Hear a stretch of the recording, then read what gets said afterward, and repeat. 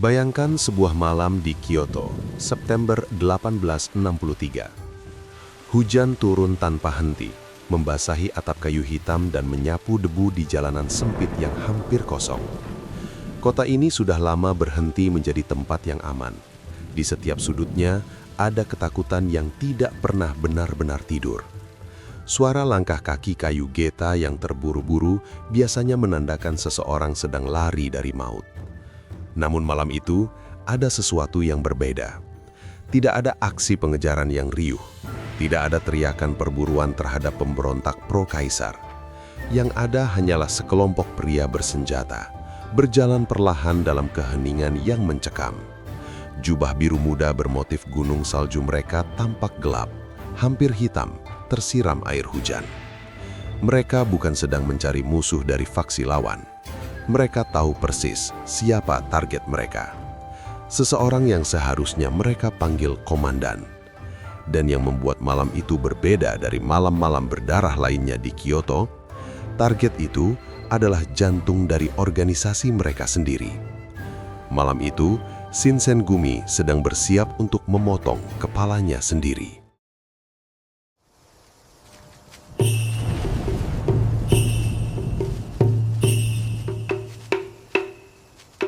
Tahun 1863 adalah tahun di mana Jepang sedang berada di titik nadir. Kyoto bukan lagi pusat budaya yang damai. Di permukaan, kota ini masih mencoba berpura-pura. Kuil berdiri megah, pedagang tetap menjajakan barang, dan para bangsawan di istana kekaisaran masih mempertahankan ilusi stabilitas. Namun, di balik semua itu, Jepang sedang retak secara sistemik.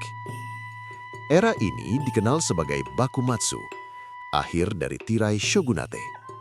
Kekuasaan Shogun Tokugawa yang sudah bertahan selama 250 tahun mulai kehilangan taringnya.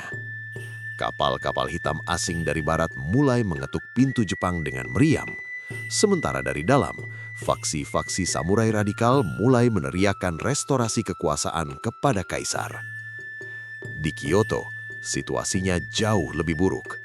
Kota ini menjadi medan tempur bagi para idealis sekaligus psikopat. Samurai tanpa tuan atau ronin berkeliaran seperti anjing lapar. Faksi politik saling membantai dalam bayang-bayang gang gelap. Tidak ada garis yang jelas antara penegak hukum, pejuang revolusi, dan pembunuh bayaran. Dan di tengah kekacauan yang nyaris menjadi anarki ini, shogunate membutuhkan sesuatu yang drastis. Bukan sekedar pasukan militer formal yang kaku, tapi sebuah alat. Sebuah unit paramiliter yang tidak takut mengotori tangan mereka. Maka dibentuklah sebuah kelompok dari para ronin, orang-orang pinggiran yang tidak memiliki tuan, namun masih memegang teguh pedang dan haus akan tujuan hidup. Mereka awalnya disebut Roshigumi, dikirim dari Edo ke Kyoto dengan satu misi yang terdengar mulia, menjaga ketertiban dan melindungi shogun. Namun, seperti banyak hal dalam catatan sejarah, niat awal yang tertulis di atas kertas tidak selalu menentukan hasil akhir di lapangan. Dari kelompok marginal inilah lahir sebuah nama yang kelak akan mengguncangkan sejarah Jepang, Shinsengumi. Sebuah nama yang berarti pasukan terpilih yang baru. Sebuah nama yang kelak akan ditakuti bahkan oleh mereka yang seharusnya dilindungi. Namun di awal keberadaannya, Shinsengumi bukanlah simbol kehormatan yang kita lihat di film-film. Mereka adalah eksperimen sosial yang berbahaya. Dan seperti banyak eksperimen yang melibatkan pria-pria bersenjata tanpa pengawasan, mereka nyaris menjadi bencana bagi kota yang seharusnya mereka jaga.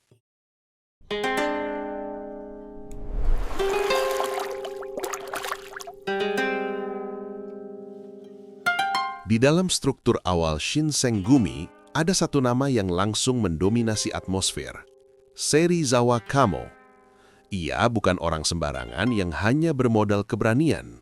Serizawa adalah seorang intelektual, terpelajar, dan seorang master dari aliran pedang Shinto Munen-ryu, salah satu aliran paling mematikan yang fokus pada serangan satu tebasan fatal. Di atas kertas, ia adalah kandidat pemimpin yang sempurna, Ia punya karisma, ia punya kekuatan, dan ia punya status. Namun di balik jubah samurainya, ada sesuatu yang tidak bisa dikendalikan oleh aturan apapun. Sebuah sisi gelap yang tidak mengenal kata tunduk. Serizawa dikenal memiliki temperamen yang meledak-ledak. Ia adalah tipe pria yang bisa tersenyum ramah di 1 detik dan menghunuskan pedang di detik berikutnya hanya karena merasa tersinggung oleh tatapan mata seseorang. Masalahnya diperparah oleh ketergantungannya pada sake. Bagi Serizawa, alkohol bukan sekedar pelarian, melainkan pemicu bagi monster di dalam dirinya. Dalam kondisi sadar, ia sudah cukup keras dan arogan. Namun dalam kondisi mabuk, ia menjadi predator murni. Pedang di tangannya bukan lagi simbol Bushido atau kehormatan samurai.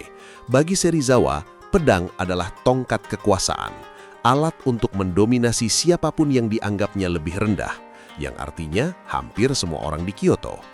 Sementara itu, di faksi lain dalam kelompok yang sama, muncul 2 sosok yang memperhatikan setiap langkah destruktif Serizawa dengan mata dingin. Kondo Isami, seorang guru dojo yang percaya bahwa Shinsengumi harus menjadi ksatria sejati, pasukan yang dihormati karena integritasnya.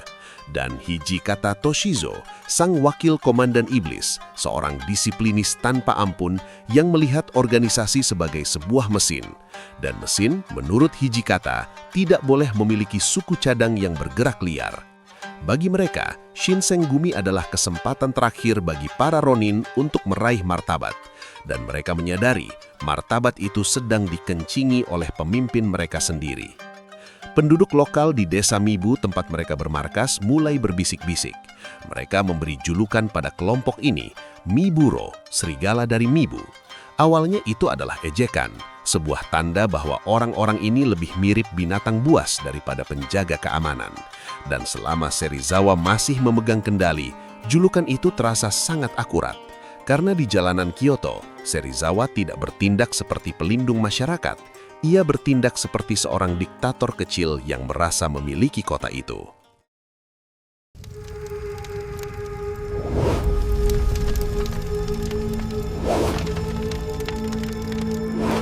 Ada banyak cerita tentang kekejaman Serizawa Kamo yang beredar di kedai-kedai teh Kyoto.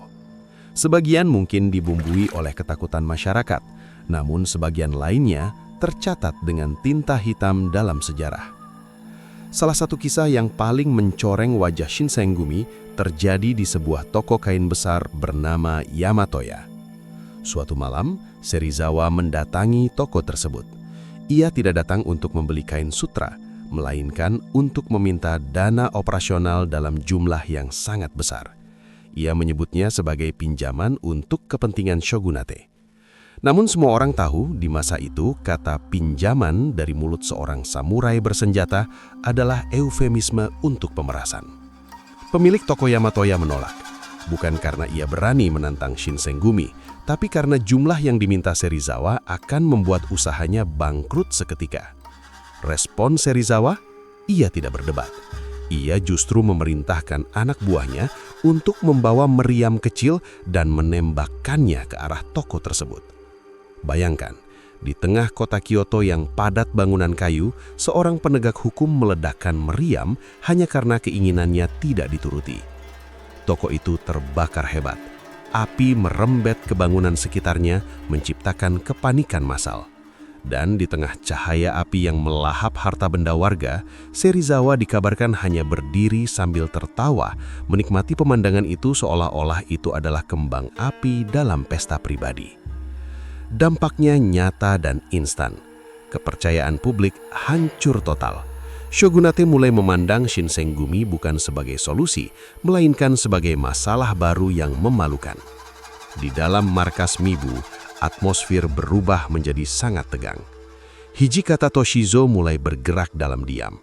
Ia mengamati, mencatat setiap pelanggaran, dan menghitung setiap kesalahan Serizawa. Bukan untuk diberikan sebagai laporan teguran.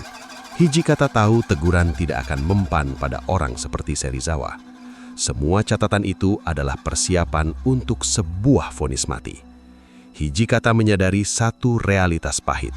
Serizawa Kamo bukan lagi aset bagi masa depan Shinsengumi. Ia adalah tumor. Dan jika tumor itu tidak segera diangkat, ia akan menyebar dan menghancurkan seluruh tubuh organisasi sebelum mereka sempat menorehkan nama di buku sejarah. Pilihannya hanya satu, Shinsengumi mati bersama Serizawa atau Serizawa mati agar Shinsengumi bisa hidup.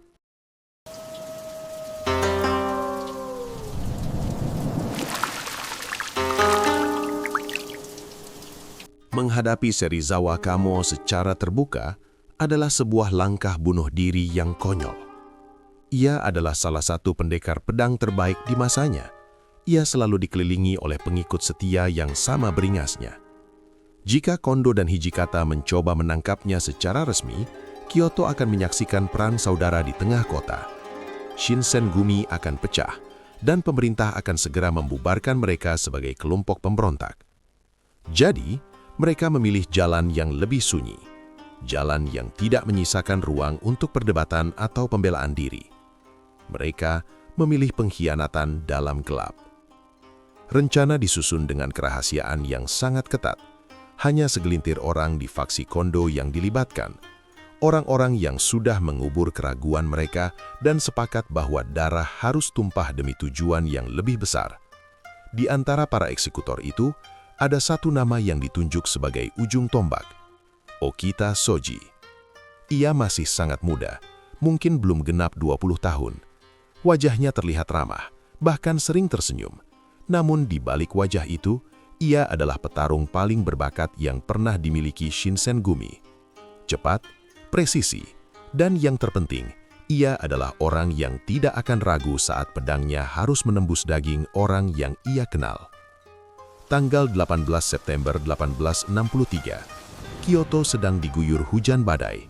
Suara guntur sesekali menggelegar, meredam suara-suara lain di malam itu. Di kediaman keluarga Yagi, markas mereka, suasana justru terlihat normal, bahkan cenderung meriah. Shinsengumi baru saja menyelesaikan sebuah pertemuan, dan sake mengalir deras. Serizawa berada di sana, duduk di posisi utama. Ia tidak menaruh kecurigaan sedikit pun. Baginya, ia adalah raja di tempat itu. Cangkirnya terus diisi oleh orang-orang yang tampak hormat padanya. Dan Serizawa terus minum, tenggelam dalam euforia alkohol yang ia cintai.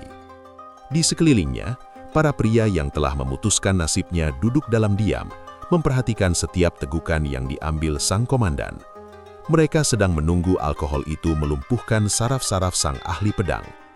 Malam berjalan perlahan, terseret oleh suara air yang jatuh dari atap. Hujan semakin deras, seolah-olah alam sedang menyiapkan tirai untuk menutupi apa yang akan terjadi selanjutnya. Satu persatu, lampu-lampu di kediaman Yagi mulai dipadamkan, dan dalam kegelapan itu, pengkhianatan mulai melangkah.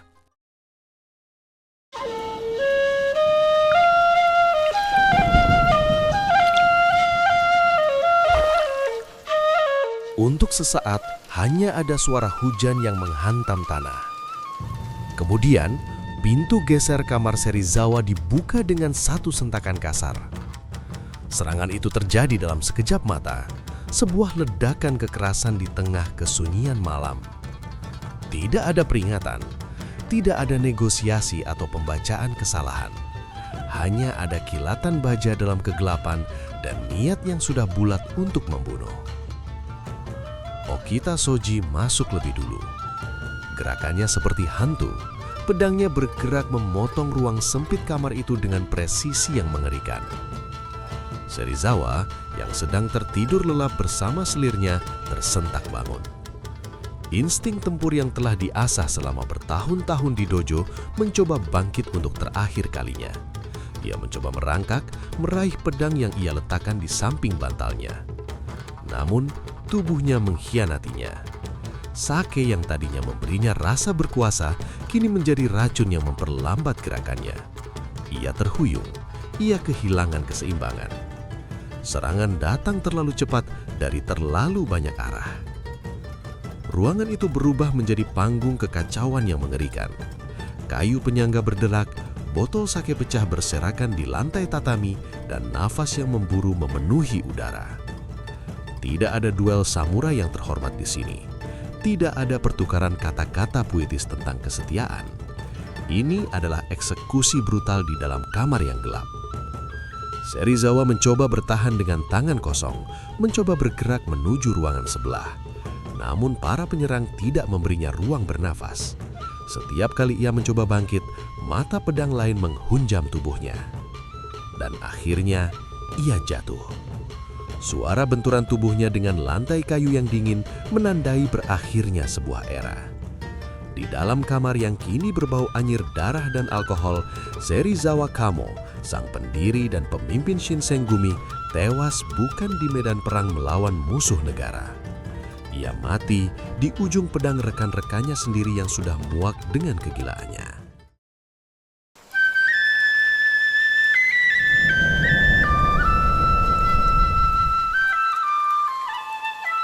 Keesokan harinya, Kyoto terbangun dengan sebuah kabar mengejutkan. Pemerintah Shogunate diberitahu bahwa Serizawa Kamo dan pengikut dekatnya telah tewas akibat serangan mendadak dari penyusup tidak dikenal. Kemungkinan besar dari faksi pemberontak pro-kaisar. Cerita resmi ini disebarkan dengan sangat rapi. Tidak ada detail yang diberikan. Tidak ada penyelidikan lebih lanjut yang diizinkan. Dan di tengah kekacauan politik saat itu, tidak ada yang berani mempertanyakan kebenaran versi Shinsengumi. Namun di dalam tembok markas Mibu, di antara para anggota yang tersisa, semua orang tahu kebenarannya. Kematian Serizawa bukan sebuah kecelakaan atau kegagalan keamanan. Itu adalah sebuah keputusan organisasi. Sebuah garis merah telah dilewati malam itu, dan sejak saat itu, Shinsengumi tidak akan pernah sama lagi. Hanya dalam satu malam, faksi Kondo Isami dan Hijikata Toshizo berhasil membersihkan oposisi internal mereka tanpa harus melalui debat birokrasi. Mereka telah belajar bahwa di Kyoto, darah seringkali lebih efektif daripada kata-kata untuk menyelesaikan sebuah masalah kepemimpinan.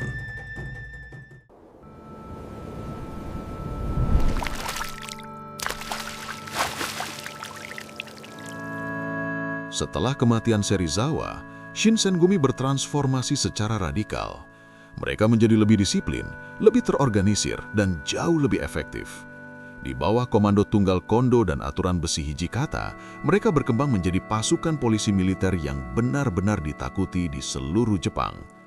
Mereka menciptakan kode etik Kyokuchuhato, yang salah satu aturannya adalah siapapun yang melanggar disiplin harus melakukan bunuh diri terhormat. Sebuah aturan yang mungkin terinspirasi dari kekacauan yang pernah dibuat oleh Serizawa. Mereka menjadi simbol loyalitas terakhir bagi shogun. Mereka adalah penjaga kekuasaan di hari-hari terakhir keshogunan. Dan dalam banyak catatan budaya populer, dari manga hingga film, mereka sering dikenang sebagai pahlawan tragis yang setia sampai mati. Namun ada satu bagian dari pondasi mereka yang jarang dibicarakan secara jujur, bahwa sebelum mereka bisa menjadi penjaga hukum yang disegani, mereka harus melanggarnya secara brutal. Bahwa sebelum mereka bisa menjadi simbol kehormatan yang berkilau, mereka harus mengkhianati dan membantai salah satu dari pendiri mereka sendiri di dalam kamar yang gelap. Pertanyaan moral itu tetap ada, menggantung di langit Kyoto yang kini sudah modern. Apakah malam pembantaian itu adalah sebuah tindakan penyelamatan demi kebaikan yang lebih besar? Ataukah itu sebenarnya hanyalah awal dari sesuatu yang lebih gelap?